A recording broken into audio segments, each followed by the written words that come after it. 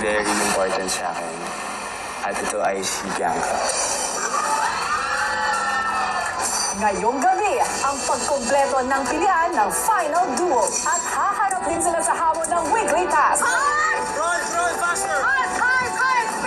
At makatutukan ang mahahalawang Final Duo, kita ang tuwa kina Shuvi at Clarice.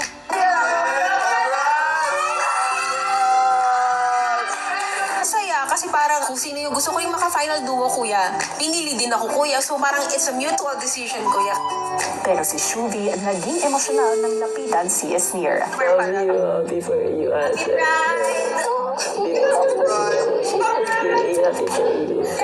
Tungkol po kay Esnir, kuya, sinabi niya po na gusto niya po ako din makalas duo. Ayoko lang po talaga na may masaktan, kuya.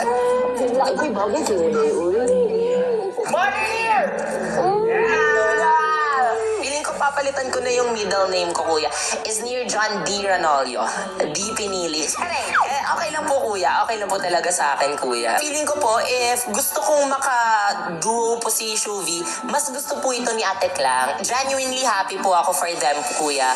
Si Dustin mukhang nag-iisip na ng duo name nila ni Bianca. Das Bia. Mas may Bia. Das Bia. Huwag may Bia. Kay ko B. Das B. Magiging honest ako, kuya. Gusto ko talaga na mangyari to. Tagal ko na rin nilook forward na maging kaduo po siya. Eh, nangyari naman po. So, sobrang pasasalamat ko rin.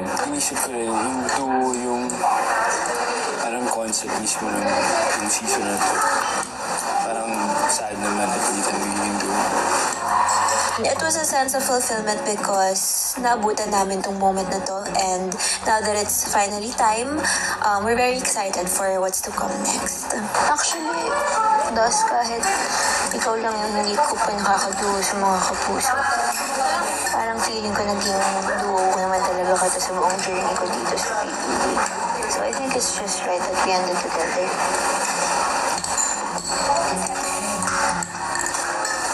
Si Shuvi at nagbukas naman ng saloobin kay Ralph. Siyempre may primary goal here is to win. Pero, nung after na nag-stay ako dito, na-realize ko how much it means to me to maintain the relationship and really treasure yung relationship na nabuo natin dito. And that makes me want to like, lang. Kung magpapakototoo po ako dito sa bahay niyo, kuya, if I really want to win po, baka po magpapanalo sa akin sa dulo, kuya, yun ay kung sino yung pinakamaraming followers or ganun-ganun. Kung ganun po ang state ng isip ko, kuya, inisip ko po talaga si Esnir. And I got closer to Esnir, kuya, not because naman of that reason. Us being Bisaya po, kuya, baka din po makatulong. However, kuya, staying in your house made me realize and feel things, kuya, na mas mahalaga po talaga na sundin ko yung puso ko, kuya. And si Atik lang po yun. I just wanna let it out. And I feel bad for Esnir. He's like gonna be the last to choose. At least ngayon may papanghawakan niya na puso mo talaga yung pinakinggan. Kung magpapanalo talaga sa'yo dito yung puso. Yun yun. I'll be there for Esnir.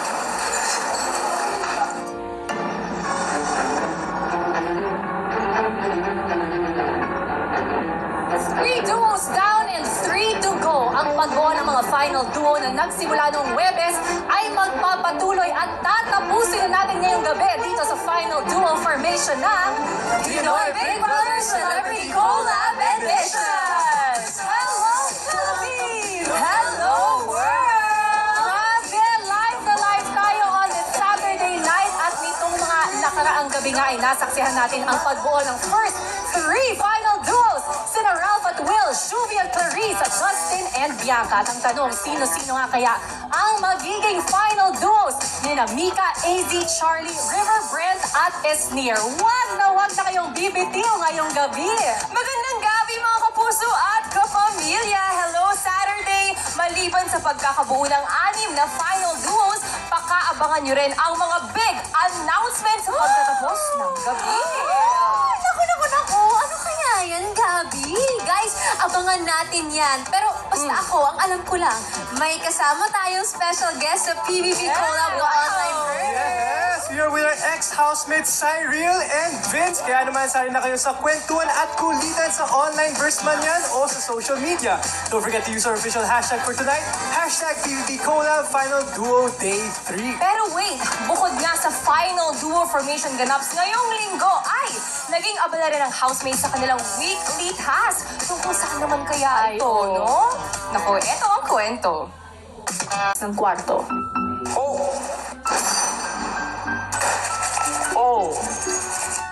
Ano ba yung gagawin natin dyan? Yung task natin is kakain tayong lunch na ka-split. Ano yun na yung task? Walang lunch. Maya-maya pa si Kuya ipinatawag si Charlie. Hi, Kuya.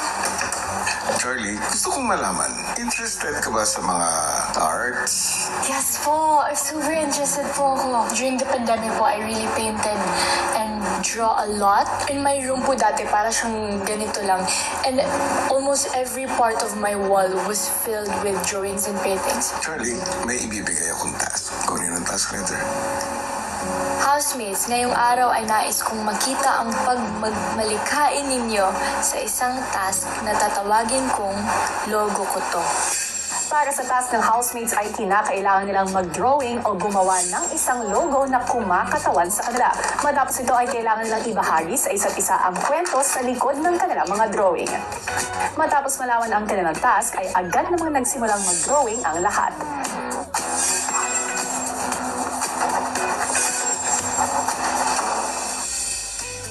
Nang matapos ang lahat ay naunang magbahagi si Charlie. This is my logo.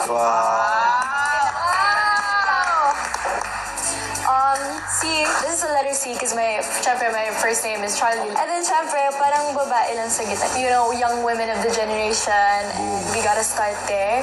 The colors all around is because in every letter that I write to my friends, palagi kong nilalagay sa baba ng letter is, thank you for being one of the many colors in my life. Yung iba't ibang tao ay may iba't ibang kulay sa buhay ko.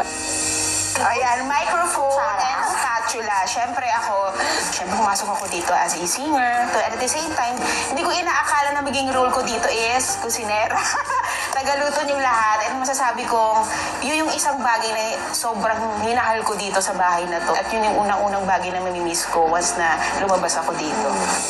Logo. W. Velocity. Tapos, yung 5, may lucky number. Ito namang SPPU. Ito yung prayers ko every night. S for strength, P for patience, isa pang P for purpose, tapos isang U for understanding. Matapos ni Will ay isa-isa ring nagbahagi ang ibang housemates at huling nagkwento si River. So, kung hindi obvious, yung logo ko ay waves that spell out Riv.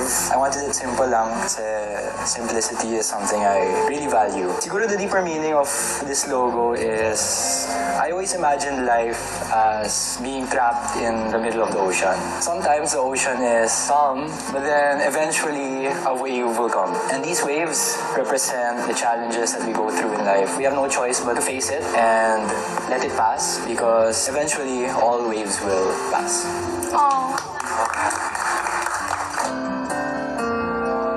Ilang saglit pa ipinatawag sa confession room sina Brent at Charlie. Brent, Charlie, nais kong ipaalam sa inyo na kayong dalawa ang inaatasan ko bilang mga task leaders ngayong linggo. Kunin niyo yung sulat. Housemates, para sa inyong 13th weekly task na tatawagin kong SSS or Sayaw sa Sahig. Kailangan gumawa ng housemates ng isang floor dance choreography gamit ang isang kanta. Ang floor dance choreography ay isang uri ng dance routine kung saan nakahiga ang lahat ng dancers at nagsisilbi nilang background ang sahig. Good luck, big brother. Agad na sinimulan ng leaders ang kanilang pag-iensayo. They're on it. Ay, wala pa. Sorry. Wala pa. Hindi pa. Wala pa po. Sorry, na-lights na eh. Charlie? Sorry. I just saw something. It caught my eye. Dalawa. Turo. Tulak pala. Sa gitna ng practice ay pinatawag ni Kuya ang weekly task leaders. Task leaders. Yes, Kuya. Nais kong ipaalam sa inyo na meron akong karagdagang hamon para sa inyo. Kunin niyo yung sulat at basahin niyo.